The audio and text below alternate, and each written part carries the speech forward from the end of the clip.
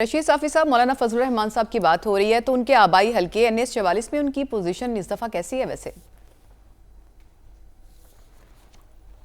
دیکھیں، ان کا تو دعویٰ ہے کہ ان کی پوزیشن کافی بہتر ہے، اور اس کی ایک وجہ یہ ہے کہ پاکستان تحریک انصاف کا جو مضبوط کینڈیڈیٹ ہے ان کو کارنر کیا گیا ہے، ان کو کوئی جلسہ کرنے کی اجازت نہیں ہے۔ آج بھی مولانا صاحب خود گرج برس رہے تھے لکی مروت میں، حالانکہ میں آپ کے پروگرام میں کئی دفعہ کہہ چکا ہوں کہ جنوبی اضلاع بشمول لکی مروت میں دفعہ 144 ہے، لیکن وہ ایک محسوس جماعت کے لیے ہے، مولانا فضل الرحمان کے لیے وہ دفعہ نہیں ہے۔ کل اس نے اس جلسے کو سیکیورٹی وجوہات کے بنا پہ ایک دن التوا میں ڈالا تھا، لیکن آج وہ لکی مروت میں جلسہ کرنے میں کامیاب ہوئے ہیں۔ اسی طرح DI خان میں بھی وہ جلسے جلوس اور کارنر میٹنگز کر رہے ہیں، اور باقی سیاسی جماعتوں کے لیے وہ فضا ہموار نہیں ہے۔ ابھی استاد محترم سلمان غنی صاحب کہہ رہے تھے کہ سوات میں نواز شریف صاحب گئے، ان کی بڑی مہربانی، وہ تشریف لائے، بلاول بھٹو زرداری صاحب تشریف لائے، مریم نواز صاحبہ تشریف خیبر پختونخوا لائی ہے، ان کی بڑی مہربانی ہے۔ لیکن کیا ہی اچھا ہوتا کہ باقی سیاسی جماعتوں کو بھی یہی میدان فراہم ہوتا۔ آج اسد قیصر صاحب صوابی میں جلسہ کرنا چاہ رہے تھے، اور انتخابی جلسہ تھا، باقاعدہ اجازت نامہ ان کو موصول ہو چکا تھا، ان کی کرسیاں اور ٹینٹ تک پولیس اٹھا کے لے گئی ہے۔ تو آپ جب اس طرح کریں گے تو پھر آپ کس طرح یہ کہہ سکتے ہیں کہ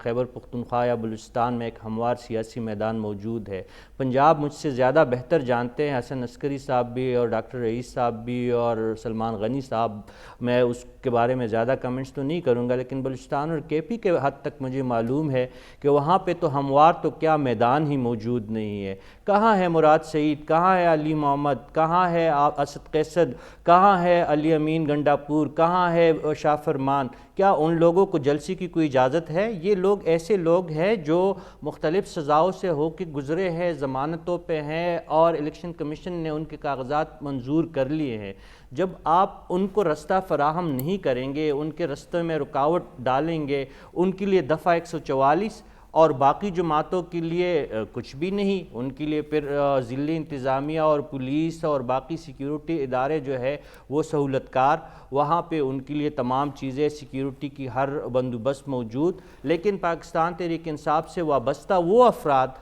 جن پہ 9 مئی کا کوئی الزام نہیں ہے، جن پہ کوئی اور جرم ایسا نہیں ہے جس کے تحت آپ ان کو الیکشن سے روک سکتے ہو قانوناً اور آئیناً، اس کے باوجود اگر آپ ان کو میدان فراہم نہیں کر رہے ہیں تو پھر آپ کس طرح کی توقع کر رہے ہیں؟ تو مولانا فضل الرحمان صاحب کے لیے تو رستہ بالکل صاف ہے، باقی ان کی قسمت ہے۔ اگر پھر بھی اس کے باوجود ان کا بکسہ نہیں بھرا 8 فروری کا، تو پھر شاید ان سے قدرتی ناراض ہوگی، ورنہ ان کے ہارنے کا یا ان کے لیے کوئی ایسا سبب باقی نہیں بچا ہے جس کو ہم بنیاد بنا کے ہم تجزیہ کر سکے، جس طرح عمومی طور پر انتخابات میں ایک تجزیہ کار تجزیہ کرتا ہے کہ لوگوں کا رجحان کس سائٹ پہ ہے، لوگ کہاں سے ناراض ہے، لوگ کہاں سے توقع کر رہے ہیں، اس بنیاد پہ پھر میں آپ کو کہہ سکتا تھا۔ لیکن بکسے بڑھنے کی بات کر رہے ہیں نا، تو یہ بتائیے کہ کیا جلسوں میں عوام کی تعداد کو انتخابات میں ان کی رائے جاننے کا پیمانہ سمجھا جا سکتا ہے؟ کیونکہ ہم نے دیکھا کہ ماضی میں بھی بڑا فخر کیا جاتا ہے، اور ابھی بھی جو جلسے اگر بڑی تعداد میں لوگ آتے ہیں تو پولیٹیکل پارٹیز بڑا فخر اس پہ کرتی ہیں، تو کیا اس کو ہم سمجھ سکتے ہیں کہ یہ انتخابات میں عوام کی رائے جاننے کا ایک پیمانہ ہوتا ہے؟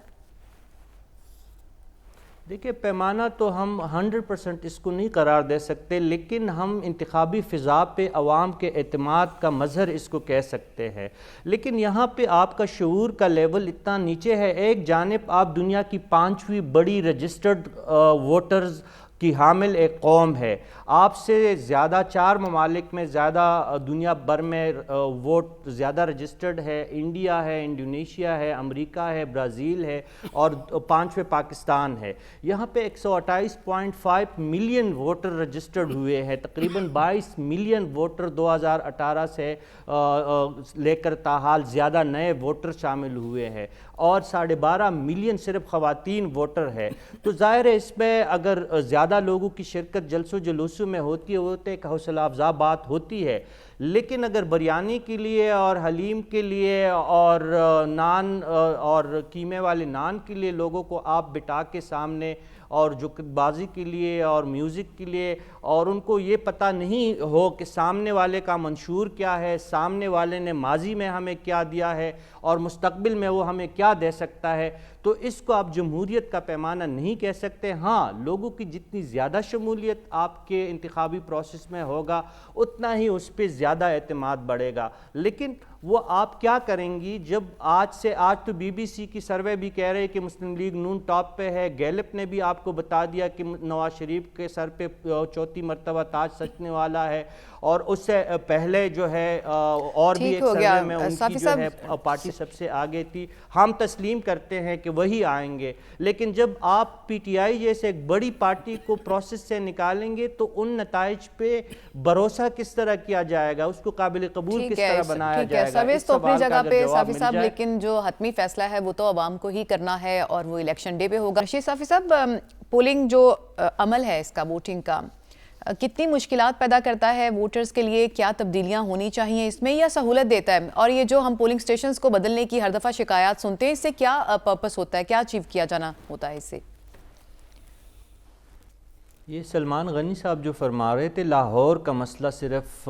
یہ نہیں ہے جن کی نشاندہی جس رقم کا انہوں نے اظہار کیا، جس کا انہوں نے مثالیں بھی دی، نام دے کے انہوں نے یہ بات بتائی ہے۔ ابھی ہمارے پروگرام میں ہی جب بریک پہ تھے ہم، تو اسلام آباد کے کچھ شہریوں نے مجھے کال کی کہ NA47 میں بھی ایسے واقعات بہت عام ہے۔ فار انسٹنٹ G8 کے ایک رہائشی نے ابھی مجھے کال کی کہ روایتی طور پر جتنی بھی الیکشن ہوئی ہے وہ G8 کا سالوں سے وہاں کا رہائشی ہے، اور ان کا ووٹ رجسٹر G15 میں ہے، یعنی 18-20 کلومیٹر دور ان کو پولنگ سٹیشن دیا گیا ہے۔ یہ مسئلہ صرف اسلام آباد یا لاہور کا نہیں ہے، یہ چترال کا مسئلہ ہے، مردان سے ایسی شکایتیں ہیں، پشاور سے ایسی شکایتیں ہیں، قبائلی اضلاع کی تو ہم بات ہی نہیں کرتے، بلوچستان کے بھی یہ مسئلے ہیں جہاں پہ 20-30 کلومیٹر دور جو لوگ ہیں جن کے آئی ڈی کارڈ پہ جو ایڈریس ہے، جو روایتی طور پر جن کا پولنگ سٹیشن بنتا ہے، ان کو دور پھینکا گیا ہے۔ اس سے پہلے جب حلقہ بندیاں کی گئی تو ایک حلقے میں 20-30 کلومیٹر کی حد بندیوں میں اس میں رد و بدل کیا گیا۔ ابھی تک امیدوار سرگرداں پھر رہے تھے اور اپنے حدود کو اور حلقہ بندیوں کو وہ تلاش کر رہے تھے، اور اب ووٹر کو اس وقتے میں ڈال دیا گیا ہے۔ یہ تمام جو ہے ٹیکٹس جو ہے، یہ اگر الیکشن کمیشن کی دانستہ طور پر ان کا کوئی اقدام ہے تو یہ پری پول ریگنگ کی بدترین مثال ہے، اور اگر غیر دانستہ طور پہ یہ ایسا ہوا ہے تو یہ ان کی نااہلی کا منہ بولتا ثبوت ہے۔ اس دفعہ تو RTS اور MTS کا سسٹم بھی نہیں ہے، ووٹ گننے کا جو ایک نیا نظام لے کے آ رہے، پتہ نہیں اس سے کیا گل کھلیں گے اور اس کے کیا نتائج سامنے آئیں گے۔ اس لیے تو آج کپتان نے آج کپتان کو جب سزا ہو رہی تھی تو صحافیوں نے رپورٹ کیا کہ کپتان نے نہ صرف اپنی جماعت کو ہدایت کی ہے بلکہ پیپلز پارٹی اور دیگر جماعتوں کو بھی کہا ہے کہ وہ اپنے ووٹ پہ ضرور پہرا دے، اور فارم 45 کا جو مسئلہ بنا تھا، بلاول صاحب نے بھی یہی بات دہرائی ہے آج، عمل میں یہی بات دہرائی ہے اور کہا ہے کہ ان کے جو پولنگ ایجنٹس ہیں، یہ تمام سقم ہے، یہ تمام خامیاں ہے، یہ تمام خامیاں ہے۔ الیکشن کمیشن کو اس طرف توجہ دینی چاہیے، اور ماضی میں جس طرح آج تک ہم RTS کا ذکر کرنے پہ مجبور ہے، تو اب یہ پری پول جو خامیاں ہمیں نظر آ رہی ہے، جو فہرستیں لگی ہے اس میں غلطیاں ہے، ووٹ کا اندراج جہاں پہ ہونا تھا وہاں پہ نہیں ہے، تو اس سے جو ہم توقع کر رہے ہیں کہ ہمارے جو ہے ووٹر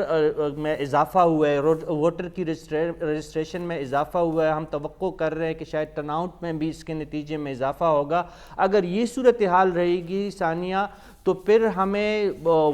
زیادہ ٹرن آؤٹ کی جو ہماری توقعات ہے وہ پوری نہیں ہوں گے، اور کم ٹرن آؤٹ کے لیے جو ماحول پیدا کیا گیا ہے اس کے ذمہ دار یہی ادارے ہوں گے جو